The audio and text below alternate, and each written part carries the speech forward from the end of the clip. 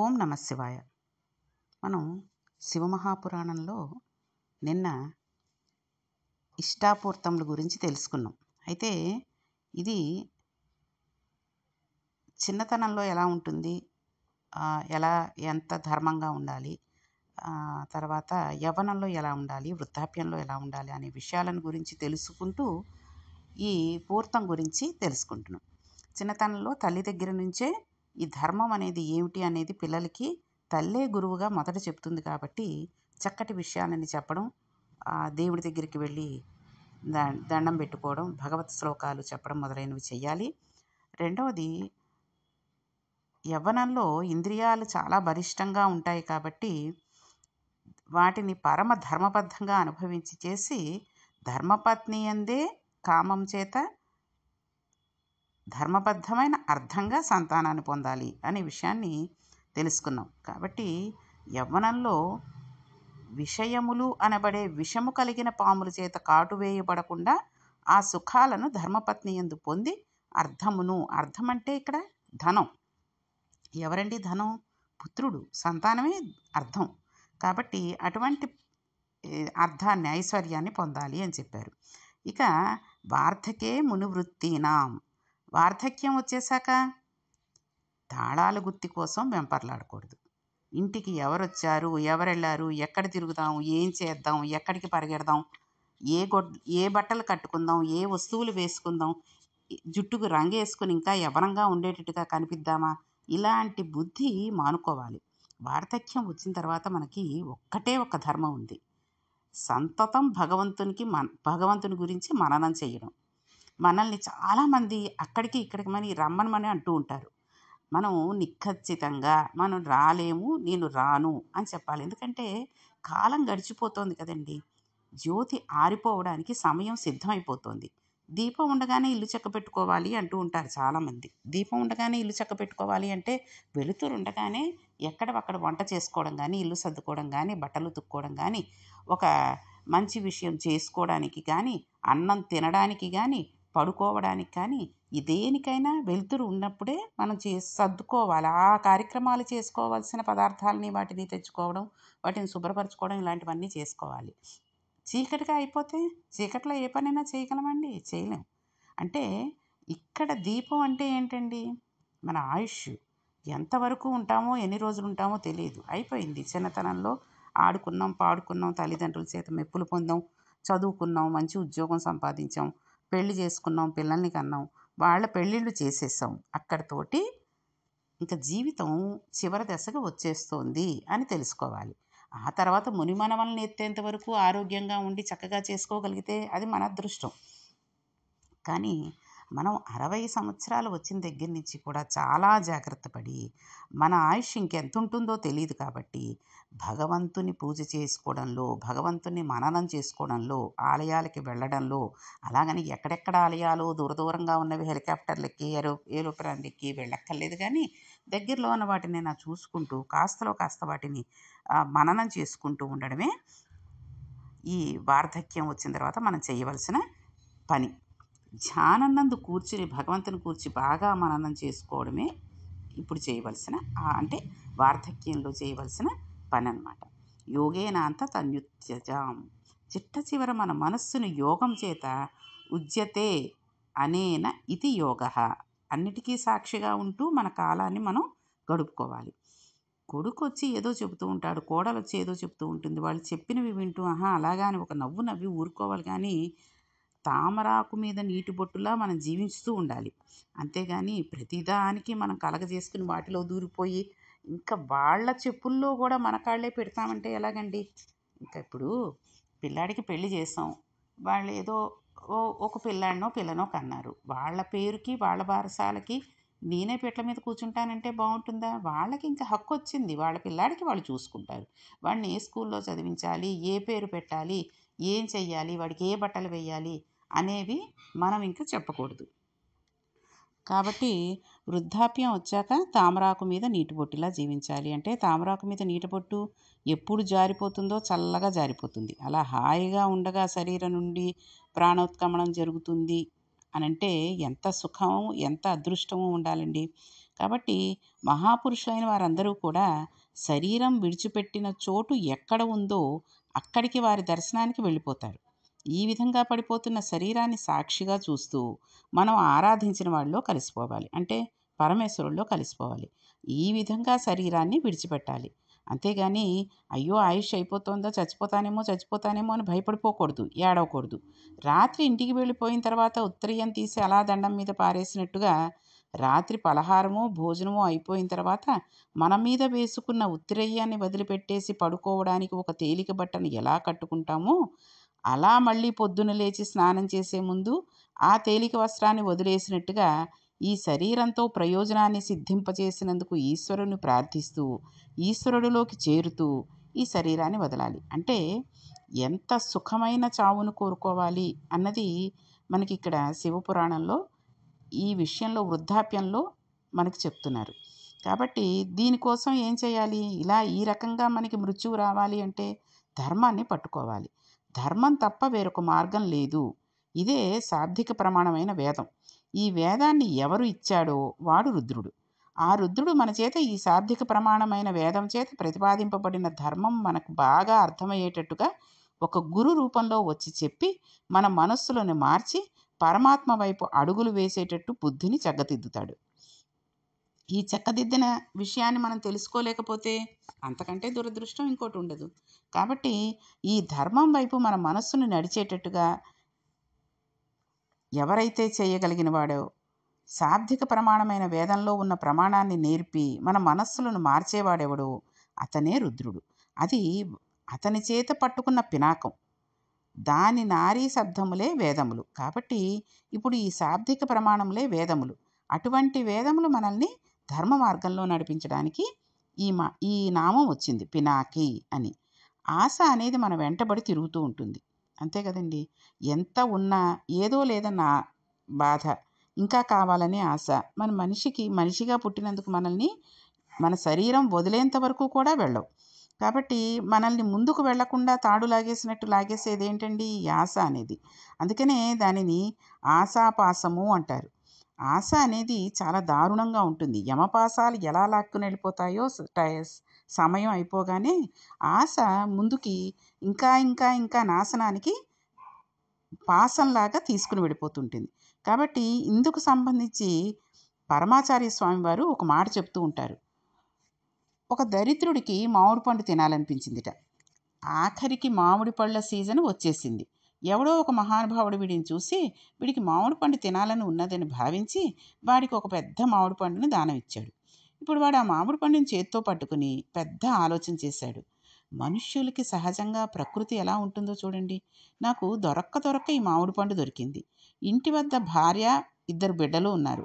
భార్యకి 2 బిడ్డలకు నాకు నలుగురికి కలిపి తినడానికి ఒక్క మామిడి పండు సరిపోదు. పోనీ పంచుకు తిందామంటే చిన్న చిన్న ముక్కలుగా వస్తాయి. కాబట్టి ఈ సంవత్సరానికి నేను ఒక్కడనే తింటాను. వచ్చే సంవత్సరానికి ఎలాగోలా కష్టపడి భార్యా బిడ్డలకు మామిడి పళ్ళు ఏర్పాటు చేస్తాను అనుకున్నాడు. తను తినాలనుకున్నప్పుడు భార్యా బిడ్డలను కూడా పక్కన పెట్టగలిగాడు. ఇప్పుడు తాను ఒక్కడూ తినవచ్చు కదా. కానీ అప్పటికి వాడికి ఇంకొక ఆలోచన వచ్చింది. ఇన్నాళ్ళు నన్ను దరిద్రుడు అని అందరూ అనేవారు. నేను దరిద్రును కాదని వాళ్ళు అనుకునేలా 10 మంది చూస్తుండగానే నీ మామిడి పండు తినాలి. నాకు గొప్ప ఐశ్వర్యం వచ్చిందని అందరూ అనుకోవాలి. కాబట్టి ఇప్పుడు నేను ఈ మామిడి పండును అందరూ చూస్తుండగా తింటాను అని ఒక అరుగెక్కి కూర్చుని బాగా జనం వచ్చే వరకు చూశాడు. అందరూ వచ్చే వరకు మామిడి పండును అటు ఇటు ఇటు అటు తిప్పాడు. అంత పెద్ద మామిడి పండు వాడి చేతిలో ఉన్నదేమిటి అని అందరికీ నిజంగా ఆశ్చర్యం వేసింది. ఎందుకంటే వాడి దరిద్రుడు కదండి. అంత పెద్ద మామిడి పండు ఎలా వచ్చింది? అందరూ దాన్ని చూస్తుండగా తిందామని మామిడి పండుని కొద్దిగా కొరికాడు. అది చేతిలోంచి జారి కిందనున్న బురదలో పడిపోయింది. ఎంత పైన ఉన్నాడో అంత కిందకి వెళ్ళాడు మళ్ళీ. అంతే కదండి. అరుగెక్కి కూర్చున్నవాడు ఏం చేశాడు? బురదలో వెతుక్కోవడం మొదలుపెట్టాడు. ఈ మామిడి పండును వాడు వదలలేడు. తీసి కడిగైనా తినేద్దామని ఉంది. తీసి కడిగితే అక్కడికి చేరిన వారందరూ ఏమనుకుంటారో. ఇప్పుడు ఎవరు తాను మామిడి పండును తింటుండగా చూడాలని అనుకున్నాడో వాళ్లే ప్రతిబంధకం అయ్యారు. తీసి కడగడమా లేక ఊరుకోవడమా? వాడు గట్టిగా చెంచాడు రసం కూడా తినలేదు, ఆ పండులోది తాగలేదు. పండు కింద పడిపోయింది. ఏం చేయాలా అని ఆలోచిస్తున్నాడు. ఈలోగా పంది వచ్చి కింద పడిపోయిన మామిడి పండును కాస్త ఎత్తుకుని పారిపోయింది. ఇలాంటి ఆశాపాసములు ఎన్నింటితోనూ మనం తిరుగుతూ ఉంటాము అనడానికి ఇదొక పెద్ద ఉదాహరణగా మనకి పరమాచార్య స్వామి వారు చెప్పారు. అంటే ఏదో ఆశపడిపోయి, ఎంతో ఎత్తుకెదిగిపోయి ఏదో చేసేయాలనుకుని కిందకి జారి పడిపోతూ ఉంటాం. అది కాస్త ఎవరికో ఆ అవకాశం వచ్చేస్తూ ఉంటుంది. కాబట్టి ఎవరింటికైనా మనం చూడండి, ఏదైనా ఫంక్షన్‌కైనా అది వెళ్ళాలంటే వేసుకోవాల్సిన బట్టల దగ్గర నుంచి, మన అలంకరణకి సంబంధించిన వస్తువులన్నీ ఏం వాడాలి, ఏమిటి అని ఎంతగానో ఆలోచిస్తాం. ఇది మన సొంత బుద్ధితోటే చేస్తాం. దానికి ఎవరా సలహా గాని, శిక్షణ గాని అక్కర్లేదు. ఈ ఆలోచన లక్షణం సహజంగా వస్తుంది. కానీ ధర్మం వైపు అడుగుపడాలంటే ఈశ్వరానుగ్రహం ఉండాలి. ఆయన సలహా ఉండాలి. ఆయన శిక్షణ ఉండాలి. అటువంటి అనుగ్రహం ఇచ్చి నడిపించేవాడు ఎవరో అతనే రుద్రుడు. రుద్ర శబ్దంలో రుత్ అన్న మాట ఉంది. ఈ రుత్ భర్తేభ్యో ద్రావ్యతి. రుత్ అంటే ప్రతిబంధకం, అంటే అడ్డం. ఒక అడ్డం ఉండడం వలన వ్యక్తి ఈశ్వరుణ్ణి చేరుకోలేకపోతున్నాడు. ఈశ్వరుని చేరుకోవడం వరకు అక్కర్లేదండి. ఒక గుడికి వెళ్ళాలి అంటే మనం ఆ రోజంతా తయారవుతాము. ఎలా అయినా సరే ఈరోజు 10:00కల్లా బయలుదేరి ఇంట్లో పనంతా చేసేసుకుని గుడికెళ్ళి దండం పెట్టుకుని రావాలి అనుకుంటాం.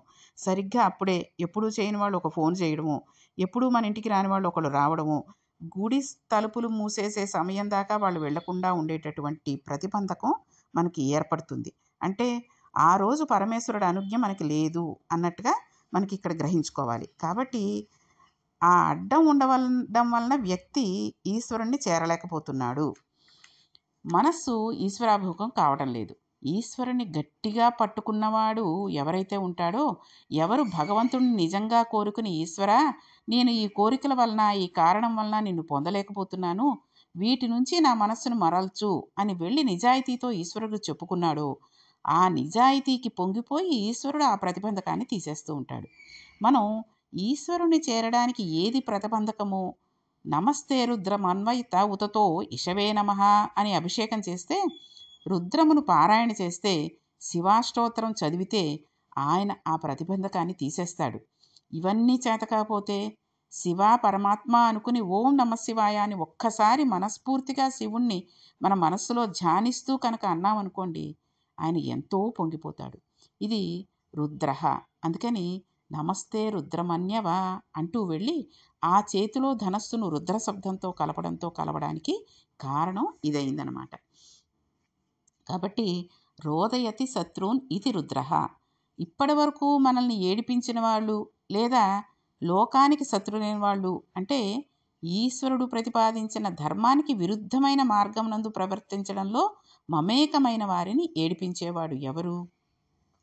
పరమేశ్వరుడు. రాక్షసులు ఒంట్లో బలం ఉంది కదా అని ఈశ్వర మార్గాన్ని విస్మరించి తిరిగారు. రుద్రుడు అటువంటి వాళ్ళని మట్టుపెట్టగలిగాడు, వాళ్ళని ఏడిపించగలిగాడు. రోదనం ద్రావయతి ఇతివా రుద్రః. మనకి ఏదో ఒక కారణం చేత అపారమైన దుఃఖం ఉందే అనుకోండి. ఆ కారణం ఏదైనా కావచ్చు. కానీ ఒక్కటి మాత్రం మనం జ్ఞాపకం పెట్టుకోవాలి. ఎవరైనా సరే చేసిన పాపానికి ఏడవాల్సిందే. మనకు బాగా ప్రీతిపాత్రమైన వస్తువు జోలికి ఎవడైనా వెడితే మనకి ఎంత బాధ కలుగుతుంది? మనం బాగా పాపం చేసినట్లయితే మన నుంచి మనకు అత్యంత ప్రీతిపాత్రమైన ఆ వస్తువును దూరం చేయబడి మనకు విపరీతమైన దుఃఖం కలుగుతుంది. ఈశ్వరానుగ్రహం బాగా ఉన్నట్లయితే ఆ వస్తువును శాశ్వతంగా దూరం చేయకుండా మన కళ్ళ ముందే ఉంచి ఒక్కొక్కసారి మనకి లేదు అనేటట్టుగా కూడా చేస్తూ ఉంటాడు. అంటే భగవంతుణ్ణి నమ్ముకుని ఆయన ప్రార్థించి మనం చేసిన పాపం ఏదైనా ఉంటే పోగొట్టుకోమని అదే రీతిగా పరమేశ్వరుడి పాదాలు పట్టుకుని ప్రార్థించామనుకోండి, పెద్ద చెట్టు మీద వచ్చి పడిపోయేటట్టుగా ఉండేటటువంటి అంతటి పాపం చేసినా పరమేశ్వరుడు ఆ చెట్టుకున్న ఒక చిన్న కొమ్మ మన మీద పడి ఆ పాపాన్ని దూరం చేసేస్తూ ఉంటాడు. కాబట్టి పరమేశ్వరుడి పాదాలు పట్టుకోవడంలో అంత సుఖాన్ని మనం అనుభవించవచ్చు. శంకరుడు ధనస్సు పట్టుకుంటే వేదంలో దీనికి సంబంధించి ఎన్నో మంత్రాలు వచ్చాయి. అలా ఎందుకు రావాలి అని అడిగారు. అడిగితే కారణం చెప్పారు. పినాకః త్రిపురదాహుకాలే జ్వాలాజాలైన్ అనేకం పిపితవాన్ పినాకః తదా మేరు ధనుస్వాత్ అన్నారు. లోకమునందు ఎక్కడా లేని రీతిలో బంగారుదైన మేరు పర్వతమును తన చేతిలో ధనస్సుగా పట్టుకుని నిలబడినవాడు. అటువంటి ధనస్సు కాంతుల చేత సమస్త లోకాలు కప్పబడిపోయి రాత్రనక పగలనక బంగారు కాంతి యందు అన్ని లోకములు ఎప్పుడు ప్రకాశించాయో అలా ధనస్సు చేతిలో ఎవడు పట్టుకున్నాడో వాడి చేతి ధనుస్సే చిత్రమైనది. అలా ఎవ్వరూ పట్టుకోలేరు. అలాంటి ధనస్సును పట్టుకున్నవాడు కాబట్టి అతనిని పినాకి అని స్తోత్రం చేస్తారు. కాబట్టి ఇన్ని విషయాలు సమన్వయం చేస్తూ మనకి పెద్దలు ఆయన చేతిలో ఉన్న ధనస్సు మనల్ని ఇన్ని రకాలుగా ఉద్ధరించగలదు అని చెప్పారు. అందువలన ఆ ధనస్సు చూడడం, ఆ ధనస్సు గురించి చెప్పిన రుద్రం పారాయణం చేయడం, ఆ రుద్రంతో అభిషేకం జరుగుతుంటే ప్రశాంతంగా కూర్చుని వినడం, మనకు చేతనైతే మనమే కూర్చొని చదువుకుని ఆ అభిషేకం చేసుకుని మురిసిపోవడం నేర్చుకోవాలి. కాబట్టి ఎక్కడికైనా గుళ్ళకెళ్ళినప్పుడు గానీ, ఎక్కడికైనా మంచి హోమాలు, యజ్ఞాలు జరుగుతున్న చోటికి వెళ్ళినప్పుడు గానీ, పక్క వాళ్ళతో మాటాడుతూ కూర్చోవడం, సెల్ ఫోన్‌లు తీసుకుని మాట్లాడుకుంటూ కూర్చోవడం లాంటివి చెయ్యకుండా, చక్కగా ఆ జరుగుతున్న తంతు ఏమిటి, మనకందులో ఒక్క నామం తెలిసి, దానికి అర్థం తెలుసుకొని వచ్చినా ఆ రోజుకి చాలు. మన జన్మ ధన్యమైనట్టే. కాబట్టి ఎప్పుడు ఎక్కడికి వెళ్ళినా ఈశ్వర అభిషేకానికే కాదు, రామ కళ్యాణానికెళ్ళినా, వెంకటేశ్వర కళ్యాణానికెళ్ళినా, ఎక్కడికి వెళ్ళనివ్వండి, వాళ్ళు చదువుతున్న మంత్రాలని ఏదో చదువుకుని వెళ్ళిపోతున్నారు. ఆ పనైతే గాని మనకి తీర్థం ఇవ్వడు కదా అని గుళ్ళోకెళ్ళి ఆ పక్క వాళ్ళతోటి, ఈ పక్క వాళ్ళతోటి కబుర్లు చెప్తూ కూర్చుంటే, మనం గుడికి వెళ్ళిన పుణ్యం కంటే చేసుకున్న పాపం ఎక్కువవుతుంది. కాబట్టి పరమేశ్వరుడి అనుగ్రహం ఉంది కాబట్టే మనం ఎక్కడికో ఓ చోటకి వెళ్ళగలిగి ఏదో ఒకటి చేయగలుగుతున్నాం కాబట్టి, ఇంకొంత అనుగ్రహం అన్న ఆయన ఇమ్మని అడుగుతూ, రేపటి పారాయణంలో ఆయనకి శశిశేఖరుడు అనే పేరు ఎందుకొచ్చింది అనే విషయాన్ని తెలుసుకుందాం. ఓం నమః పార్వతీపతియే హర హర మహాదేవ శంభో శంకర.